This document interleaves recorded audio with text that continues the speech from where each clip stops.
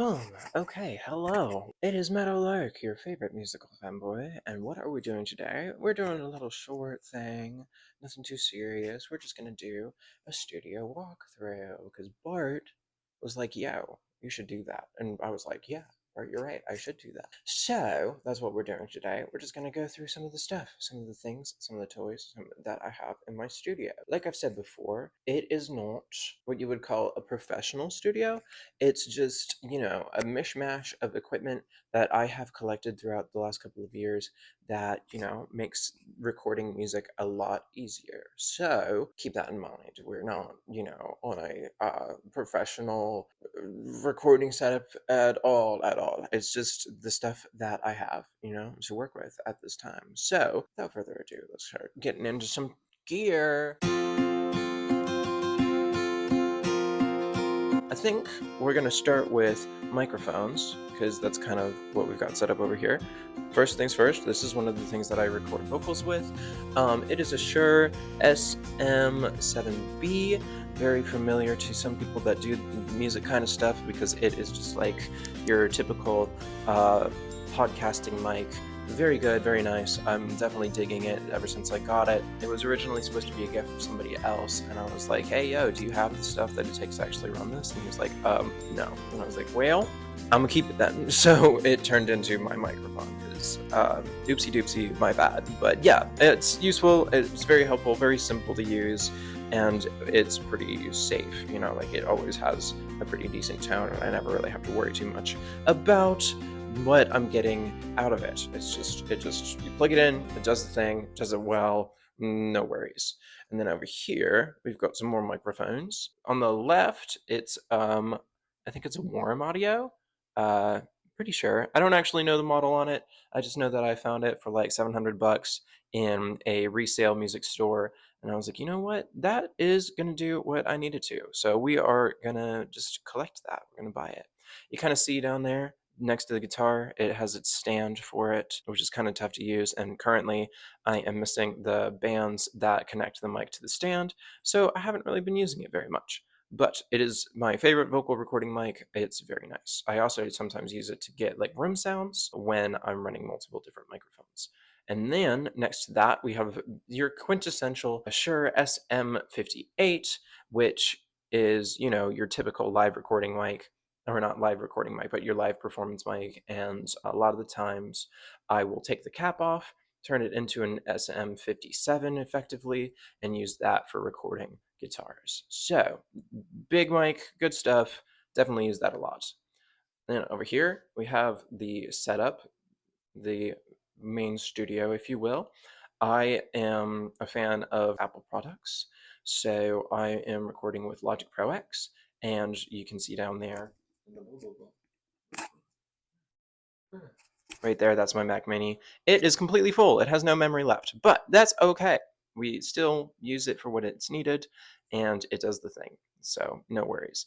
And yeah, like I said, Logic Pro X is the DAW that I use. I don't know if I really need to give you a tour of that because y'all know what it looks like, but that's what I use. I've tried some other digital audio workstations. I've tried Reaper, I've tried Studio One, I think it's called, and I just always go back to Logic because it's the one that I like the most. Yeah. And down there, you see my interface. It's a Behringer Euphoria something or other. It's got 4 inputs. Definitely not the fanciest piece of equipment that you've ever heard, and one of the things that I would like to get replaced when I have the money to do so, but for now it absolutely does the thing, and I, yeah, couldn't be happier with it.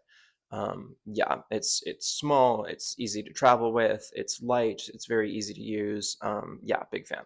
And then up here we have my studio monitors, PreSonus something or others, E3s, I guess. I don't even really remember, but they're just my monitors. They do the thing, they make sounds. Yeah. And then maybe we go over here because I have more stuff to show you that's not in the setup right now. This is my room. This is where I live. Over here, bonk, we have my headphones, Behringer something or others. I needed to replace the headphones that I was using. I don't even remember why, but I needed to replace them. And yeah, that's what I got because they were cheap and easy. Yeah, just whatever. They were affordable. And I was like, well, I don't really mix on these anyway. I don't really care. I just need something that I can record vocals with. And honestly, pretty happy with them. I think that they work great. So let's see, what next? That's my percussion stuff. I've got a cajon, and I've got the Alesis Nitro Mesh electronic drum sets. Definitely not the state of the art equipment, but when I go into the mix and I change all the things that it sounds like, I have been consistently happy with the output of the product. It's just using what I've got, like I said, and doing whatever I need to with it. So that's my drums. Yeah, I've got a double kick pedal because I love double kick. I love it so much. It's so fun. Over there, you see my record player. Sorry, I don't know why I said it like that. My record player with one of my favorite bands out right there. I actually got that record signed by all four members of the band, which is pretty cool. So yes, thanks to the guys at Bad Flower for being so freaking cool. I have more records behind there, and then I have the records that I got Hunter for Christmas. I'm very stoked on it. Next things next, I have some guitars, which we will go through on a later date, but I want to go ahead and show you because they are part of the studio setup. I've got several of them over there, the electrics and the basses, and I have another one over here on the stand. Yes, we will go through them because I have a little bit of a couple of videos planned on how I want to do that with y'all. I think it's going to be fun. We're doing a little, gear run through, but yeah, it'll be something to look forward to in the next weeks coming forward. Okay, over here we have my bag that I carry all my stuff in when I'm traveling. I have my acoustic guitar, which I play live the majority of the time. It's a wood song, something or other, very nice. Yeah, we have the book, which is where I keep all of my songs when they haven't been written yet. It is my lyric journal, it is my regular journal, my planner, all of the things. Very important. You could say arguably one of the most valuable things in the room, even though it was technically free. But yes, back there you'll see cases. You will also see a mess of cables that is hidden away from the eye of the usual people. But yes, always a mess of cables somewhere in any studio, I think. Over here, we have my amplifier and we have my pedals. I have another amp, but this is the one that I've been using the majority of the time. PRS MT15. It's somebody's special edition mic. I think Mark Tremonti. I don't actually know. Sorry, guys. But yeah, that's what I like to play through. It's got really good cleans. It's got an awesome dirty channel. Very powerful amp. It gets super loud. And yeah, it's just been able to do everything that I've ever really wanted in an amplifier. So it's just, yeah, very convenient, very helpful. Yeah, I think that kind of concludes it. Got through all the stuff. So yeah, just kind of a short video for y'all this week. Nothing too crazy. Work has been absolutely insane, so I'm trying to keep up with all of the things that I've been trying to do, but it's definitely a challenge.